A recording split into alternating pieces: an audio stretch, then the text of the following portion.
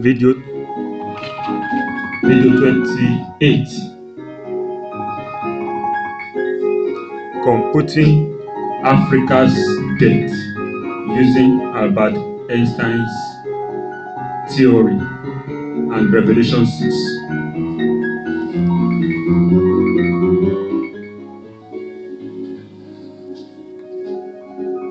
In the simplest terms, Albert Einstein's theory of relativity stated that energy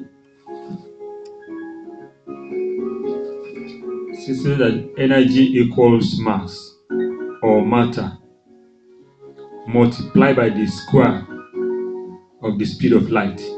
E equals to energy, M equals to mass or matter, C equals to square of the C square equals to square of the speed of light.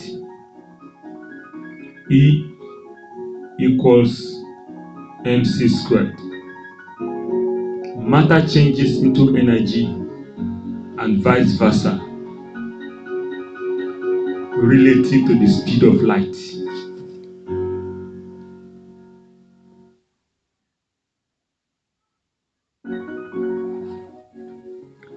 Adjusting this equation to debt payments calculations, we can now say E equals to debt expenditure, M equals to money borrowed or loaned, C square equals to interest rates calculations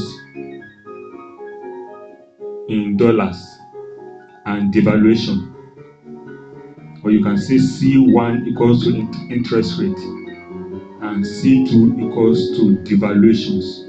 And when you times the two, you get C squared. Debt collection have made Western nations to become the richest in the world, apart from petrodollars. Petrodollars means that most oil-producing nations in the world must accept dollars in exchange for oil. That is when they want to sell their crude oil, they can only accept dollars in payment. This has created a high demand for dollars and have made the USA to be stupendously rich. For instance, the Saudis, they can only accept dollars when they are selling their oil. They will not accept any other currencies. In a way, the crude oil reserves of Saudi Arabia and many countries in the world guarantees the strength of the American dollars. Since you can exchange the American dollar for oil,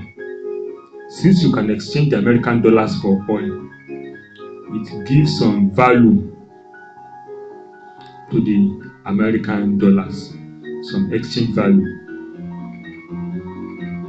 But here, apart from petrodollars that have made America rich, we are talking about interest rates and devaluations that had made America and Western European nations rich.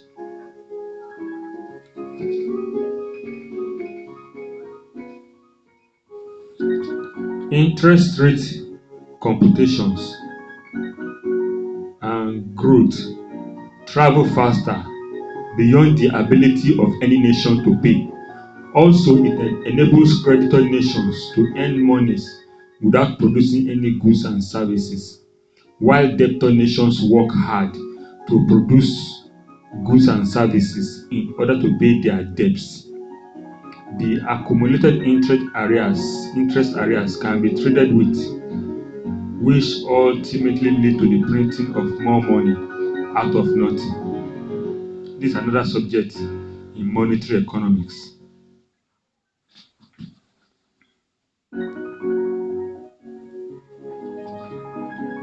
Monies are created out of nothing in the computers of international bankers, and they have found people naive enough to believe that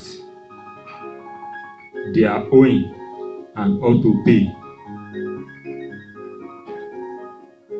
Many African nations thereby spend up to 25% of their annual budgets to service spurious foreign debts.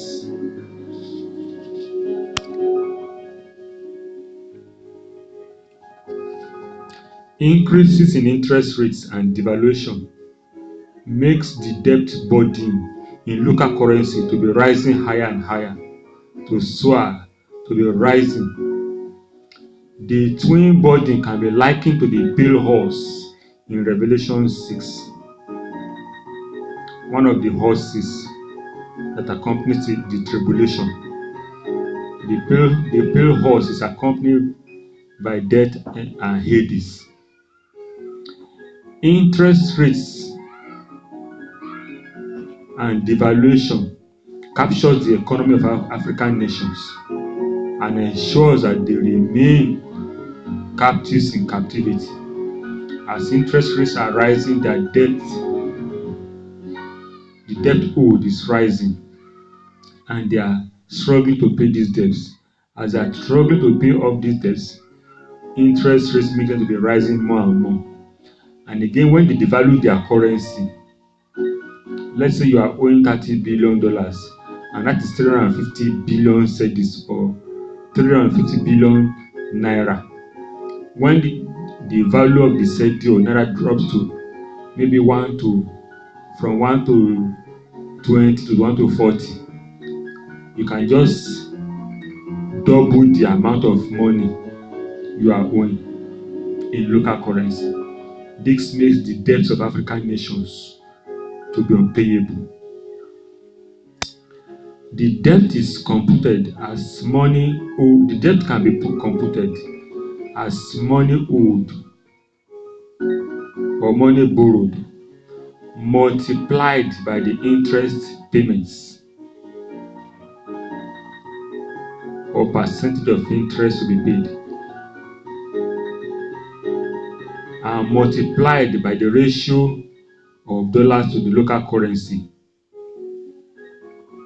which balloons the debt burden.